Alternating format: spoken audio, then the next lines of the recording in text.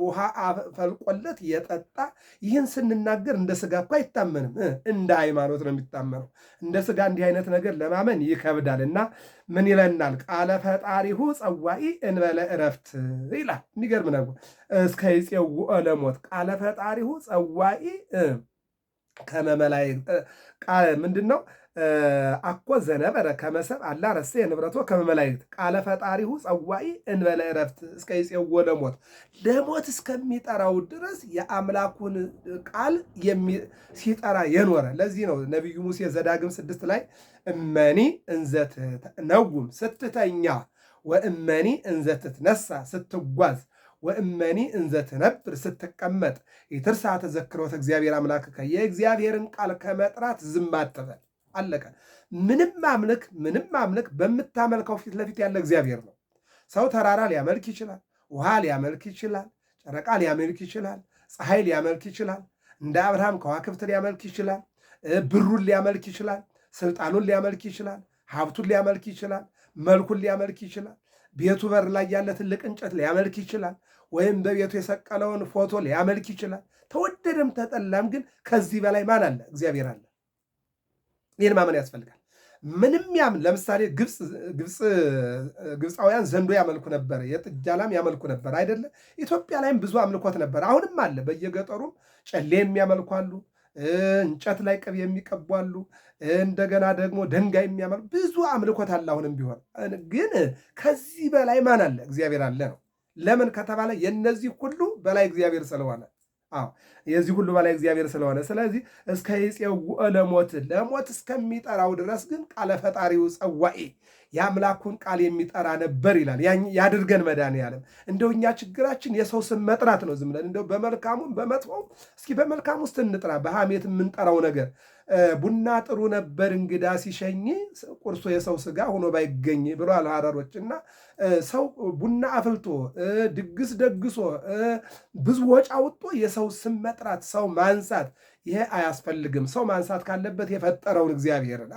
ባዶነትን ወደ ምላት፣ አለማግኘትን በማግኘት፣ ህመምን በጤንነት፣ ባዶን እንደገና ደግሞ አውሬነትን ወደ ሰውነት የሚቀይር እግዚአብሔር ስለሆነ በዚህ ዓለም እንድንኖርም በዚያኛው ዓለም ደግሞ የሚያኖርን እሱ ስለሆነ የእግዚአብሔርን ስም መጥራት ክብር ነው። የሰውን ስም እያነሱ ግን ማብጠልጠል ግን ሐሳር ነው። ለዚህ ነው ሰውየው ምንድን ያለው አንድ ታላቅ አባት የያዘውን ስጋ ሳይበላ የሰው ስጋ ይመለከታል ብለዋል። እና ሰው የራሱን ኃጢአት ሳይናገር ስለ ሰው ኃጢአት መናገር በእውነቱ አውሬ መሆን ነውና ከዚህ እግዚአብሔር ይሰውረን። እና ወደ ዋናው ታሪክ ስንመጣ ገብረ መንፈስ ቅዱስ 60 አናብርትና 60 አናብስት ይታዘዙት ነበር ነው የተነሳንበት። ገብረ መንፈስ ቅዱስ ማን ነው? ምን ይላል? ገብረ መንፈስ ቅዱስማ እናት አባቱ አባቱ ስሞን እናቱ አቅሌስያ በላዕላይ ግብፅ ንሂሳ ተወለደ ነው የሚለው። ስሞን ወአቅሌስያ እለነበሩ ወይም ዘነበሩ በንሂሳ በኃጢአ ውሉድ ነበሩ መጠነ ዓመታት 60 ስሞንና አቅሌስያ የሚባሉ ባልና ሚስቶች ነበሩ ይላል። የሉቃስ ወንጌል ምዕራፍ 1 ላይ ደግሞ ስንመለከት ወሃሎ አሃዱ ብእሲ ዘስሙ ዘካርያስ ወብእሲቱ ኤልሳቤጥ ይላል። ዘካርያስ የሚባል ካህን ነበረ፣ ሚስቱ ኤልሳቤጥ ትባል ነበረ። ሁለቱም ያለ ነቀፋ እየሄዱ በእግዚአብሔር ፊት ጻድቃን ነበሩ ይላል። አሁን በመጽሐፍ ቅዱስ ትዳራቸውን ጠብቀው እግዚአብሔርን አክብረው የሚኖሩ ሰዎች ጻድቃን ነበሩ ነው የሚል። ትዳራቸው እንደዚህ ነው፣ ጻድቃን ነበሩ። ያለ ነቀፋ አጣን፣ ነጣን፣ ገረጣን፣ የለንም፣ ይበቃናል፣ እናቋርጠው ሳይሉ ረሃብንም፣ ጽምንም፣ ማጣትንም፣ ማግኘትንም፣ መደሰትንም፣ ማዘንንም ገንዘብ እያደረጉ ሁሉን ነገር የሚያድነውን እግዚአብሔርን እሱን አምነው የሚኖሩ ሰዎች ጻድቃን ናቸው። አየው፣ ጻድቅ ለመባል የሚያስፈልገው ታማኝነትና አማኝነት ነው። ጻድቅ ለመባል የሚያበቃው ቅዱስ ጳውሎስ ምን አለ? ያለኝ ይበቃኛል ማለት ትልቅ ማትረፊያ ነው። ባለው ነገር መርካት፣ ባለው ነገር ደስተኛ መሆን፣ የሌለውን ነገር ደግሞ ሰርቶ ለማግኘትና ከእግዚአብሔር ለማግኘት መጣል። የሌለውን ነገር ተስፋ እያደረጉ ባለው ነገር ላይ ግን እነሆ ተስፋኝነትን ማጨለም፣ ጨለምተኛ መሆን መልካም አይደለም። ባለው ነገር ግን ደስተኛ መሆንና ያለኝ ይበቃኛል፣ አዎ ማትረፊያ ነው ማለት ግን ጻድቅነቴ ነው። ግን አሁን ኢትዮጵያ ላይ እንደው ዓለሙን እንተውና ኢትዮጵያ ላይ ሰው በመልኩ መልኩ ይበቃኛል አይል፣ በሀብቱ ሀብቱ ይበቃኛል አይል። አዎ እንደገና ደግሞ በተሰጠው ነገር ይበቃኛል አይል። አዎ ሰዎች ከምን ላይ ምን ሲለጣጥፉ ምን ሲሉ እናያለን። በቃ ሁሉን ነገር ማለት ነው። እና ያለኝ ይበቃኛል ያሉ ሰዎች ግን ባልና ሚስቶች በእግዚአብሔር ፊት ጻድቃን ነበሩ ይላል። እነዚህ አቅሌስያና ስምዖን ያለን ይበቃናል ያሉ፣ ልጅ ባይኖራቸው እንኳን እግዚአብሔር ይበቃናል እያሉ፣ ልጅ ባይኖራቸው እንኳን ኑሮዬ ይበቃናል፣ ኑሯችን ይበቃናል፣ ደስተኞች ነን እያሉ ይኖሩ ነበረ ይላል። ዛሬ ግን አሁን እንዲህ የሚላለ ኑሮ ይበቃኛል የሚላለ፣ ልጅ ከሌለው አዎ ባልና ሚስቱ ሁልጊዜም ቢሆን ሀዘንተኛ ነው የሚሆኑ። ልጅ እንደገና ልጅ ኑሮ ደግሞ የሚበላና አንድ ነገር ሲጎልድ ደግሞ ወደ ሌላ ነገር እና እግዚአብሔርን ማን ያመስግነው ወደሚለው መውሰድ ይቻላል ማለት ነው። በላይ ላይ ግብፅ ኒሳ ተወለደ። ስምዖን አቅሌስያ ለነበሩ ዘነበሩ በኒሳ በኃጢያ ውሉድ ነበሩ መጠና ዓመታት ስሳ። አቅሌስያ በቤተ እግዚአብሔር እየለመነች 30 ዓመት ሙሉ ያለ ልጅ ኑረዋል። ስንት ዓመት? ያለ ልጅ 30 ዓመት። በነገራችን ላይ ዘፍጥረት 31 ላይ አንድ ታሪክ እንዲህ፣ ራሄል የምትባል የያዕቆብ ሚስት ነበረች እና እህቷ ልያ ወለደች። የልያ ሰራተኛ ወለደች፣ የራሄልም ሰራተኛ ወለደች። ያዕቆብ 4 ሚስቶች ናቸው ያሉትን በዚያን ጊዜ ማለት ነው። እና 3ቱ ወለዱ። በነገራችን ላይ ለልያ የተገዛው ነገር የለም፣ በአባት ግብዣ የመጣች ናት። ለራሄል ግን 14 ዓመት በግ ጠብቆ ነው ያገኛት። ለልያ ሳይወዳት ላገባት ልጅ አግኝቶ፣ ከልያ ሰራተኛ ልጅ አግኝቶ፣ ከራሄል ሰራተኛ ልጅ አግኝቶ በ14 ዓመት የተገዛላት ራሄል ግን ልጅ አልወልዳለች። በዚህን ጊዜ ናሁ ጸጋሁ ለእግዚአብሔር እሴተ ፍሬሃ ለከርስ፣ እነሆ ልጆች እግዚአብሔር ስጦታዎች ናቸው። እውነት ነው። ልጅን የሚሰጥ እግዚአብሔር ነው። ልጅ እንጨት አይደለም፣ አጠርበውም፣ ጭቃም አይደለም፣ አታድበለቡለውም ወዳጄ። ስለዚህ ልጅን የሚሰጥ እግዚአብሔር ነው ማለት ነው። አሁን ራሄል ያዕቆብ ምን አለችው? ያዕቆብ አለችው። አቤት አላት። ልጅ ስጠኝ፣ አለበለዚያ ግን እሞትብሃለሁ አለችው። እንዴ ልጅ እኮ እግዚአብሔር ነው የሚሰጠው። እኔን በእግዚአብሔር ወንበር አታስቀምጭኝ። እግዚአብሔር እንለምነውና ይስጠን እንጂ እኔ ሳላስብ ቀርቼ ነው ወይ? ነገር ግን የኔና ያንቺ ድርሻ ንጽ ጠብቆ ተሳስቦ መኖር ነው። ልጅ ግን የሚሰጥ እግዚአብሔር ነው። አንቺን የሰጠኝ እግዚአብሔር ነው። እኔን የሰጠሽ እግዚአብሔር ነው። ሀብት የሰጠን እግዚአብሔር ነው። ልጅ እንዲሰጠን ደግሞ እግዚአብሔር እንለምነው። ይህን የሚችል እሱ ነው አላት። አለቀ። ይሄ ነው፣ እውነት ነው። ከዚህ በኋላ ግን አንድ ጠይቀው 2 ልጅ አግኝተዋል። ክብርና ምስጋና ለመድኃኒዓለም ሲሆን እኛ ስንረጋጋና አሁን ባለ ተደራሹን ማወቅ ያስፈልጋል። አድራሻን ማወቅ ያስፈልጋል። አንድ ደብዳቤ የሚፈለገው ለፍርድ ቤት ከሆነ ፖሊስ ጣቢያ ያስፈልገው ማለት ነው። አንድ ደብዳቤ የሚሄደው ወደ ፖስታ ቤት ከሆነ ፖሊስ ጣቢያ ለምን ይሄዳል? ስለዚህ ልጅ ስጦታ ከእግዚአብሔር ነው ብለን የምናምን ሁሉ ልጅን መጠየቅ ያለብን ከማን ነው? ከእግዚአብሔር። እግዚአብሔር ደግሞ ይችላል፣ ሰው ግን አይችልም። አዎ ይሄ ጠንቋዩ፣ ቃልቻው፣ አባዩ ብርህን ሊበላ ይችላል፣ ገንዘብህን ሊበላ ይችላል። አዎ ማንኛውም ሰው ግን ልጅ ከደምሽ ወይም ከደምህ ከአጥንትህ ወይም ከአጥንትሽ አመጥቶ ሊሰጥ ግን አይችልም። ይህን የሚሰጥ እግዚአብሔር ብቻ ነው ማለት ነው። ስለዚህ ከስሉስ ቅዱስ ስዕል ፊት ቆማ ትለምን ነበር ይላል። ከዕለታት በአንድ ቀን ከ30 ዓመት በኋላ ግን ምንድን ነው የሚለው? ክህነቱ እንደ መልከ ጼዴቅ የሚተካከል ልጅ ተቀበያ ብለው ሚካኤልና ገብርኤል ፋሉባት ይላል። እኔ ይገርመኛል። እኔ ከቆሎ ትምህርት ቤት ጀምሮ ውዳሴ ማርያም ደግመን ጸሎት አድርገን ስንጨርስ እፍፍ ምንላት ነገር፣ ይሄ ደግሞ ሕፃናት ወንድ ከሆነ በ40 ቀን፣ ሴት በሆነች በ80 ቀን በቤተ ክርስቲያን መጀመሪያ ጥምቀት፣ ከዚያ ሜሮን፣ ከዛ በኋላ ደግሞ ስጋ ወደሙ እና በዚህ ጊዜ ቀባ አከባብ ቀባ አከበወልድ እያሉ ካህናቱ እፍፍ የሚለው እንደው ዝም ብሎ አይደለም። አዎ እንደው ምን ይላል? ስሉስ ቅዱስ ስለ ምንድን ነው የሚለው? በውስተ ከርሰ ሶበ ነፍሐ ስሉስ ቅዱስ ሶበ ነፍሐ በውስተ ከርሳ ተወልደ እምኔሆሙ ቀናኤ አናብስት ስሳ በኃይለ አምላኩ ዘይሰሪ አበሳ ይላል ቅዱስ ያሬድ።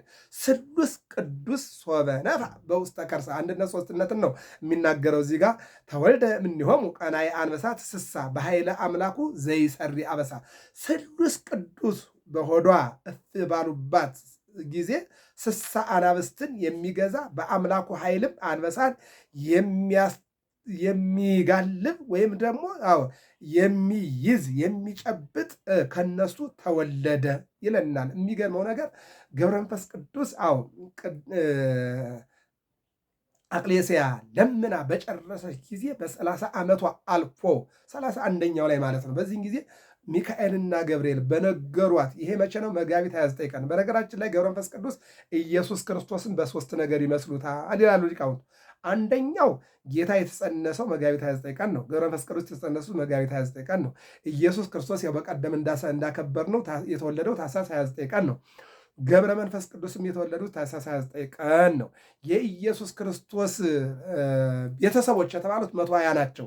12 ሐዋርያት፣ 36ቱ ቅዱሳት አንስት፣ 70 አርድእት ሲደመሩ 120 ናቸው። የገብረ መንፈስ ቅዱስ ቤተሰብ ደግሞ 60 አናብስትና 60 አናምርት ሲደመሩ 120 ናቸው ማለት ነው። በዚህ በሶስት ነገር ገብረ መንፈስ ቅዱስ አምላካቸውን ይመስላሉ ይላል። የዛሬው የጥር 5 ቀን በዓል ምንድን ነው ከተባለ የተወለዱበት ቀን ኢየሱስ ክርስቶስ የተወለደበት ቀን ነው። ታኅሳስ 29 ቀን ነው። በፈጣሪ ክብረ በዓል የፍጡሩን ክብረ በዓል ማሰብ አይቻልም። አዎ፣ ስለዚህ አባቶች ምንድን አደረጉ? የታኅሳስ 29 ቀን ልደታቸውን በከበረ ቀን ጥር 5 ቀን ይሄ አጠቃላይ ኤጲፋንያ ዘመን አስተርእዮ የመገለጽ ዘመን ስለሚባል ጥር 5 ቀን ዓመታዊ ክብረ በዓላቸው ለውጥ ማለት ነው። ለውጥ ተለውጦ ከመቼ ማለት ነው? ከታኅሳስ 29 ያ ኢየሱስ ክርስቶስ ክብረ በዓል ዓለም አቀፍ ስለሆነ ልደተ ክርስቶስ። በነገራችን ላይ ልደት የሚባለው የክርስቶስ ብቻ ነው። እኛ ዝም ብለን የፈረንጆችን ባህል ይዘን እዚህ ልደት እናከብራለን እንጂ ልደት የሚከበረው የማን ነው? የኢየሱስ ክርስቶስ ብቻ ነው። ከዚህ ውጭ ያለው ልደት ዝም ብሎ ነው እና ከኢየሱስ ክርስቶስ ልደት ጋራ የፈጣሪም ልደት ከፍጡር ጋራ የፍጡሩን ከፈጣሪ ጋራ ማድረግ ስለማይቻል አምጥተው ጥር 5 ቀን አድርገውታል። ሌላ አዲስ ታሪክ የለውም። ይህን ነው የሚነገረው ማለት ነው። እንጨርሰው። ምንድን ነው የሚለው? መጋቢት 29 ቀን ተጸነሰ፣ ታኅሳስ 29 ቀን ተወለደ። ሲወለድ ስብሐት ለአብ ስብሐት ለወልድ ስብሐት ለመንፈስ ቅዱስ ለዘአብጽሐኒ። እነሆ 9 ወር ከ5 ቀን በጨለማው ነበርኩና ወደ ብርሃን ላወጣኝ ለእግዚአብሔር ለአብ ለወልድ ለመንፈስ ቅዱስ ምስጋና ይገባል እያለ እነሆ የሰገደና አምላኩን ያመሰገነ ሕፃን ነው። ሌላው በ3 ዓመቱ ቅዱስ ገብርኤል ነጥቆ ከእናቱ እቅፍ ወደ እግዚአብሔር ወሰደው ይላል። ከድንግል ማርያም ጀምሮ አበው ቅዱሳን ባርከውታል ይላል። ከተባረከ በኋላ እንደገና ወደ እናቱ መልሶታል ቅዱስ ገብርኤል። ከዚህ በኋላ ወደ ገዳም ሄዶ በገዳም ምንኩስናን ተቀብሎ በግብፅ ምድር 300 ዘመን ካገለገለ በኋላ ሁር ሀገረ ኢትዮጵያ አለ። ወደ ኢትዮጵያ ሂድ፣ ህዝብ ቅዱስ ህዝብ አለ በአባይ ዙሪያውን አባይን የታጠረች ኦሪት ዘፍጥረት ምዕራፍ 2 ላይ የምናየው ነው። ሀገረ እግዚአብሔር ኢትዮጵያ ተበጽሕደው ያ በእግዚአብሔር እጆቿን ወደ እግዚአብሔር ትዘረጋለች የተባለች ወሀብኮሙ ሲሳዮሙ ለሕዝበ ኢትዮጵያ፣ ለኢትዮጵያ ህዝቦች ምግባቸውን ሰጣቸው። አንደኛው ስጋዊ ምግብ ነው። ማኛውን ጤፍ ከመልካሙ መሬት ላይ የምታበቅል ሀገር ኢትዮጵያ። እንደገና ደግሞ መንፈሳዊ አገልግሎቱ ለኢትዮጵያ ትልቁ ሀብት ሃይማኖት ነው። ሃይማኖት የሌለው የለም። ሁሉም ሊለያይ ይችላል እንጂ እምነት ያለው እንጂ እምነት የሌለው የለም ማለት ነው። ወደ ኢትዮጵያ ሄድና የኢትዮጵያን ህዝብ ከእግዚአብሔር ጋር አምላኩ ጋር አገናኝ አስታርቅ ተብሎ ተላከ ነው የሚለው። ከዚህ በኋላ ነው እንግዲህ በ11ኛው ምዕተ ዓመት 60 አናብስትና 60 አናብርት አስከትሎ ወደ ኢትዮጵያ መጣ ይላል። በዚያን ጊዜ ኢትዮጵያ ላይ የነበረው ንጉስ ማን ነው? ላሊበላ፣ ቅዱስ ላሊበላ ነው። ደብረ ሮሃ ላስታ ማለት ነው። በዚህ ሰሞን የልደት በዓል የተከበረበት ታላቁ ገዳም ወደዚያ መጣ ነው የሚለው። ማን? ገብረ መንፈስ ቅዱስ። ከመጣ በኋላ ንጉሱ ከመቀመጫው ብድግ አለና አከበረው። ወዴት መኖር ትፈልጋለህ? ሸዋ እፈልጋለሁ አለ። አዎ ወደ ሸዋ። መጀመሪያ ምድረ ከብድ፣ ከዚያ ዝቋላ ተራራ ላይ ወጣና ኢትዮጵያ ህዝብን ሲመለከት በኃጢአት ኦሪት ዘፍጥረት ምዕራፍ 6 ላይ እንደምንመለከተው እግዚአብሔር ከሰማይ ሆኖ ወደ ምድር ቢመለከት ምድር ከሰው ልጆች ኃጢአት የተነሳ ተበላሽታ ነበረ ይላል። እነሆ ተጠርጋ ማትጠራ ታጥባ ማትጠራ ሆና ነበረ። በዚህም 8 ሰዎችን አተረፈና በንፍር ውሃ ዓለምን አጠፋ። በ8 ሰዎች እንደገና ደግሞ ዓለምን መሰረተ ይለናል። እና የኢትዮጵያን ህዝብ ኃጢአት ሲመለከት አዘነ። ወደ ውሃው ተወርሮ ገባና 100 ዘመን አለቀሰ በዝቋላ ላይ። እግዚአብሔርም ገብረ መንፈስ ቅዱስን ጸሎትና ልመና ሰምቶ ውጣ። ዓላማ ምንድን ነው? የኢትዮጵያን ህዝብ ከእግዚአብሔር ጋር ማስታረቅ፣ ሰላም እንዲኖር ከመከራ እንዲወጣ ነው ብሎ ሲጠይቅ አንተ በጠየቅከው ጥያቄ ሁሉን ይሁንልህ ተባሉ። ጻድቆ ማለት ነው። ከዚህ በኋላ የሚገርመው ነገር 3 ነገሮችን እንመልከትና እንጨርስ። አንደኛው 100 ዘመን በውሃ ውስጥ መኖር 100 ዘመን አይደለም። አሁን ኢትዮጵያ ላይ ብዙ ምንዋኝ የዋና ቦታዎች አሉ። አንድ ሰው በጣም ታላቅ ከተባለ ስንት ሰዓት ይዋኛል? በውሃ ውስጥ ስንት ሰዓት ይውላል? ይህን ስንመለከት ይከብዳል፣ ለማሰብ ይከብዳል። አይደለም ይሆናል ብሎ ለመናገር ማለት ነው ይከብዳል። እና 100 ዘመን በውሃ ውስጥ ማለት ነው 100 ዘመን። ይህን የምናውቀው እኛ ምናልባት 1 ሰዓት 2 ሰዓት ከዚህ በላይ የሚለው ነገር ሊከብደን ይችላል። አንዱ ይሄ ነው። ሁለተኛው ደግሞ 7 ዓመት ሙሉ በሰማይና በምድር ምንድነው መትሕተ ፈጣሪ መልዕልተ ፍጡራን፣ ከፈጣሪ በታች ከፍጡራን በላይ ተብላ የተባለች እመቤታችን ናት። የሰው ልጅ በማያውቀው ይህንን ኖህን መጠየቅ ነው። ማን ነው? ሄኖክን። ሄኖክ ተከብተ ሄኖክ አልቦ ዛይመር ሀበ ተከብተ። ሄኖክ ተሰወረ። የተሰወረበትን የሚያውቅ የለም። አዎ እግዚአብሔር ቅዱሳንን የሚሰውርበትን ቦታ የሰው ልጅ አያውቅም። አዎ ሰው ምናልባት ከተወሰነ ነገር ሊሰወር ይችላል፣ ግን ፍጹም መሰወር ግን ከዚያ ካልሆነ አይመጣም። እና እነሆ 7 ዓመት ሰው በማያዩ ቦታ በመሬትና በሰማይ መካከል ላይ 7 ዓመት ኖረ ይላል። ይሄ ነው ሁለተኛው ትልቁ ታምር ነው። ማንም ሳያዩ ሄኖክም 7 ዓመት ኖረ። ተከብተ ሄኖክ አልቦ ዛይመር ሀበ ተከብተ። ሄኖክ ተሰወረ። የተሰወረበትን የሚያውቅ የለም። መጽሐፍ ሄኖክ ምዕራፍ 6 ላይ ማለት ነው። አዎ ዛሬም በሀገራችን ብዙ ሰዎች የሚሰውሩ አሉ። እንደ ስጋ ሰዎች የሚሰውሯቸው በየት ቦታ እንደሚያስቀምጥ የማናውቀው አለ። እንደ ሌላ እንደ ተአምር ደግሞ በተአምር ደግሞ የሚሰወሩ አሉ የሚለውን ለማየት ነው። ሌላኛው እንደገና ደግሞ በምድረ ከብድ ላይ 7 ዓመት ደግሞ ተዘቅዝቆ በጭንቅላቱ የሚገርም ነው። በዚህን ጊዜ እንደውም ሰይጣን በወፍ ተመስሎ መጣና ዓይንህን ልጠጣው አንተ አባለው ነው። የእኔ ዓይን እኮ አንድ ፍንጃል እኮ አይሞላም፣ አንድ ስኒ አይሞላም። ምን ያደርግልሃል? ብትጠጣው አያጠግብህ። ምን ያደርግልሃል? ዓይን ውሰደው አለ። ቅዱስ ሚካኤልና ቅዱስ ገብርኤል መለሱለት ይላል። በአጭሩ ግን ይህ መጋቢት 5 ቀንም በሰፊው ስለምናየው ተአምራቱን ሁሉ አጠናቆ 60 አናብስትና 60 አናብርት አገልግለውት 562 ዓመት የኖረ ጻድቅ ነው። ይህ ጻድቅ ዛሬ ጥር 5 ቀን በአዲስ አበባም ሆነ በየትኛውም ቦታ ላይ የገብረ መንፈስ ቅዱስ ቤተክርስቲያን ክብረ በዓል ተከብሮ ይውላል። ምንድን ነው ከተባለ እንግዲህ ታኅሳስ 29 ቀን ስለሆነ ልደቱ ከዚያ ቀጥሎ እርገቱ ወይም ደግሞ እረፍቱ ነውና የሚከበረው። እንደ ሰውኛ ስናየው 3 በዓላት አሉት ለሰው ልጅ። አንደኛው መወለድ ነው፣ ሁለተኛው ማግባት ነው፣ ሶስተኛው መሞት ነው። እንደገና ደግሞ አንደኛው መወለድ ነው ወይም መሰወር ነው ወይም ደግሞ እረፍት ነው ማለት ነው። በእነዚህ ይኖራል የሰው ልጅና ጥር 5 ቀን በዚህ አይነት መልኩ ነው የጻድቁ ዓመታዊ ክብረ በዓላቸውና ገብረ መስቀል ሚዲያ ነው። ሰብስክራይብ፣ ላይክ፣ ሸር አድርጉ። እግዚአብሔር አምላክ ሀገራችን ኢትዮጵያን ሰላም ያደርግልን።